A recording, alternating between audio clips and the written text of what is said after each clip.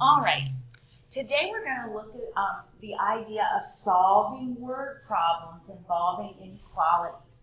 If you look here, today we're going to really look at the idea of writing these inequalities. And we've got to make sure that our answer reflects the inequality. Now, first thing we need to do is we need to add some clue words to our repertoire for operations. So if you look down at example 2, we're going to see when it says is at least, that's our clue that we need greater than or equal to. That means that's the least it could be, but it could be larger, so we're going to use greater than or equal to. If the clue words say is no less than, well, that no less than, but it could be greater than that, so once again, we're going to use greater than or equal to. When we get down to the idea of is at most, well, that means it's the most it could be, but it could be less than that, so we're going to use the inequality less than or equal to. And then the last one here, when it says is no more than, once again, that's going to be less than or equal to. So just like we had those clue words back in other chapters to figure out our operators, same thing here. So here's 4 more phrases that you kind of need to add and write down. So when we are good detectives and we're going through and deciphering what the words mean into an equation, we'll know how to transfer those. Now, the first thing we're going to do is, again, we're going to practice writing these equations. So, part A, we're going to choose a variable to represent the number indicated in color, and then we're going to use that variable to write the equation. Now, we're not going to solve right now. Right now, we're just going to practice writing the equation. So, if we read number 1, it says Harry, who is not yet 16 years old, is 3 years younger than Lena. Well, part A, we need our let statement. And if you read the color there, they want us to let our let statement have to do with Lena's age. So I'm going to say let L equal Lena's age. Okay? Because that's what they want me to do. And then in part B, I've got to write the equation. So it says Harry, who is not yet 16 years old, is 3 years younger than Lena. Well, how are we going to write 3 years younger than Lena? Well, remember, order matters with subtraction, so we've got to say L minus 3, okay, subtraction, and then we need our inequality. What inequality sign are we going to use when it says Harry, who is not yet 16? That's right, it's going to have to be less than 16. So, in letter A, we figured out our let statement by using their clue words in color. And then part B, we figured out our equation. Now, let's go down here and try number 2. It says, after driving 125 miles, Barry still has more than 75 miles to travel. Now, they want us, our let statement, to have to do with the total number of miles. So for part A, okay, key here is total. I'm going to let M equal miles. That makes sense to me. M equal miles. And then part B, now we're going to use that variable, okay, in our equation. So it says that after driving 125 miles, Barry still has more than 75 miles to travel. Well, as soon as I see that more than, we know that that's got to be greater than 75. So sometimes it's easier to find the inequality first. Now, total miles, but it says after driving 125 miles, Barry still has more than 75 to go. So we're going to take our total miles. Well, after he's driven that, we're going to subtract it. Okay? And that is our inequality. That's the inequality we would use on that problem. Now, let's try a few more.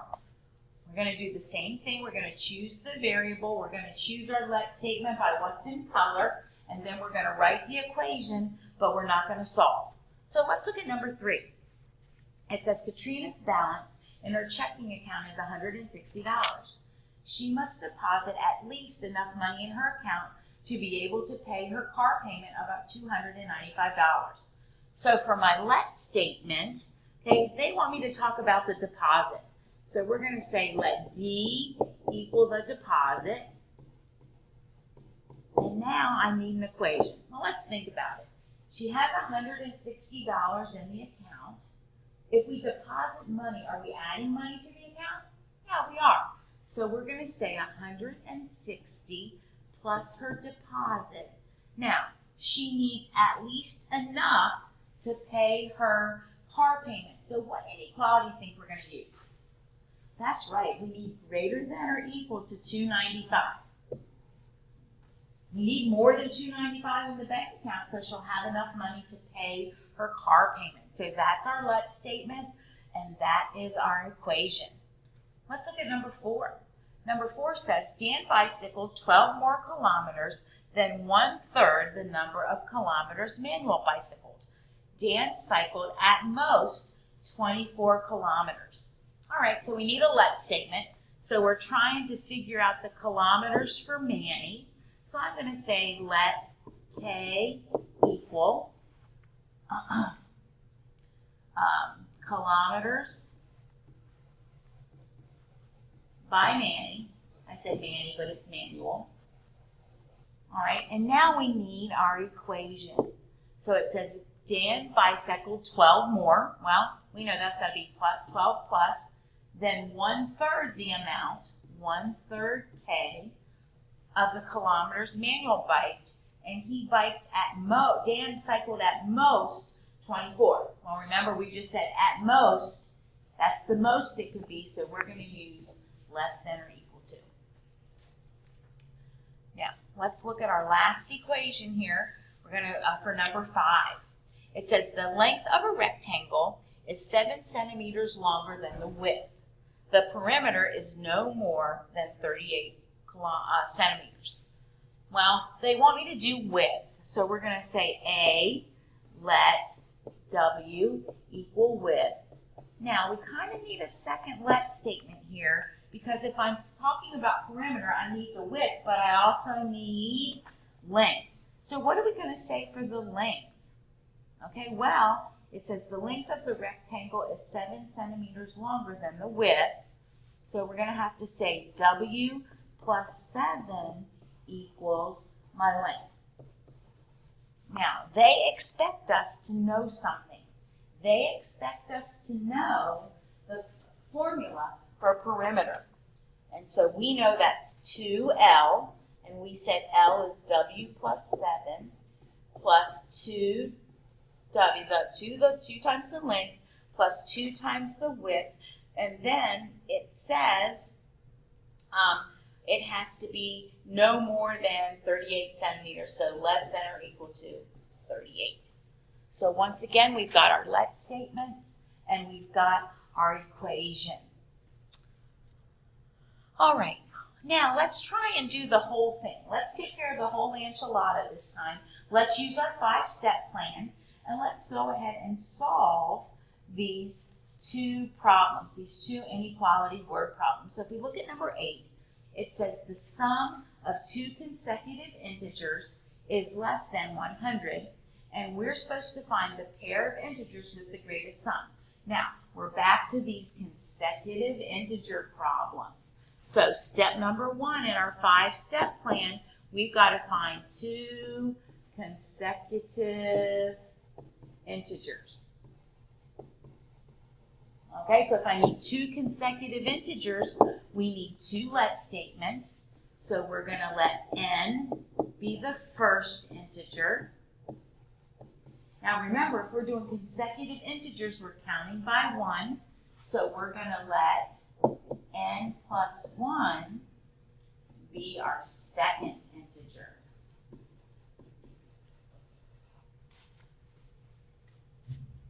Now, step 3 is our equation.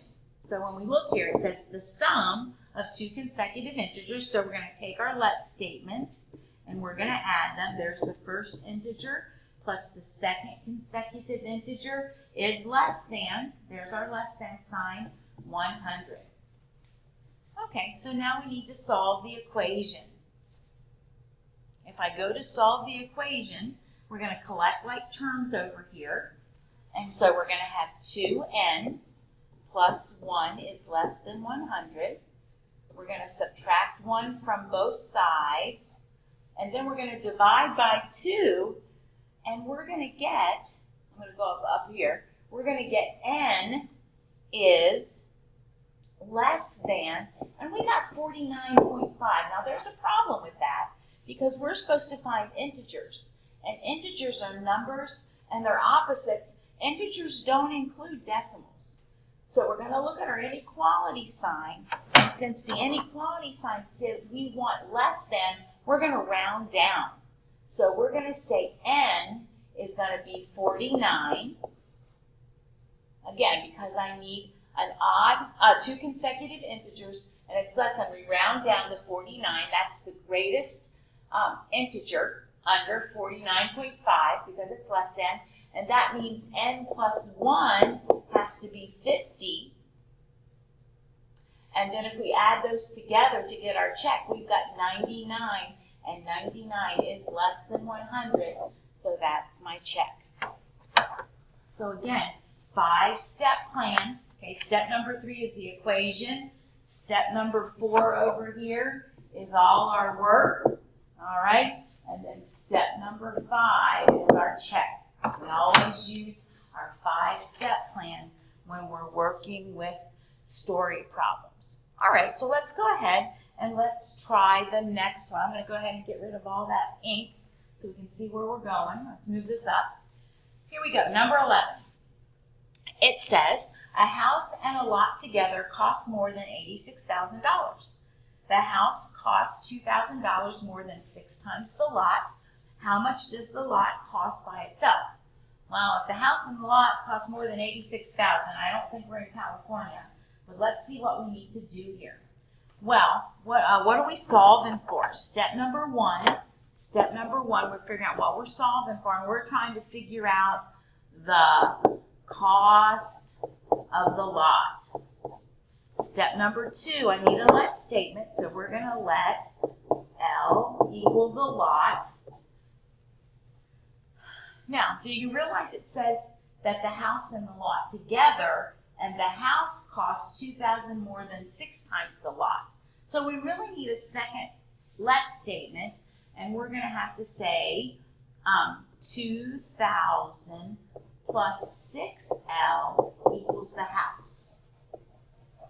So for step number 3, then, I'm going to put those together because it said the house and the lot together cost, and so we're going to put those together. We've got the lot plus the house, okay, costs more than, greater than sign, 86,000. Okay, so once again, okay, this was the lot, this was the house, and we had to put them together. All right, so step number 4, we just need to solve the equation. Let's collect like terms. 7L plus 2,000 is greater than 86,000. And then we're going to subtract 2,000 to the other side, 84,000. And if we divide those sides by 7, L is greater than, and if we do some division there, we're going to get 12,000. All right, so the house, the lot costs more than 12,000. All right, and then make sure you do a check. Make sure you do a check. Now, I've got a little shortcut I want to show you, and you guys I think can handle it. This is more of an Algebra 2 problem, but we can actually, if I'm doing a story problem, and these inequality problems are linear story problems, we can go back and use the idea of our slope-intercept equation, y equals mx plus b. Now, when we're doing a story problem, m, instead of being the slope this time, it's going to be some rate of change. Some rate of change. Now, we're going to see our clue words to help us there could be each or it could be per. And then b for the used to be, or when we were graphing lines, was the y-intercept. but this is going to be some kind of original amount. So if you can go through, this is a nice little shortcut way to help you with some of these story problems. Now here's what it says. It says postage is 25 cents for the first ounce and 20 cents for each additional ounce. How heavy a package can Marcella send if she wants to spend no more than $2.25? So if you read through there, if I look, well, my rate of change is this 20 cents for each additional ounce. So we're going to say 0.20x, that's my rate of change. The original amount is that first 25 cents we're going to spend, 25 cents for the first ounce, and we want to spend no more than, so we're going to do less than or equal to $2.25. So once again, this is just a real easy way to help you with some of these story problem equations. If it's a linear equation, which means we've got x and y, okay, we can actually use this. So now, hopefully you realize we're going to subtract 25 cents from both sides. So we've got 0.20x is less than or equal to $2. And if we divide both sides by that, we're going to get x has to be, okay, so her package can be no more than 10 ounces. Okay, 10 ounces. Now, make sure you do your check, and then that's the end.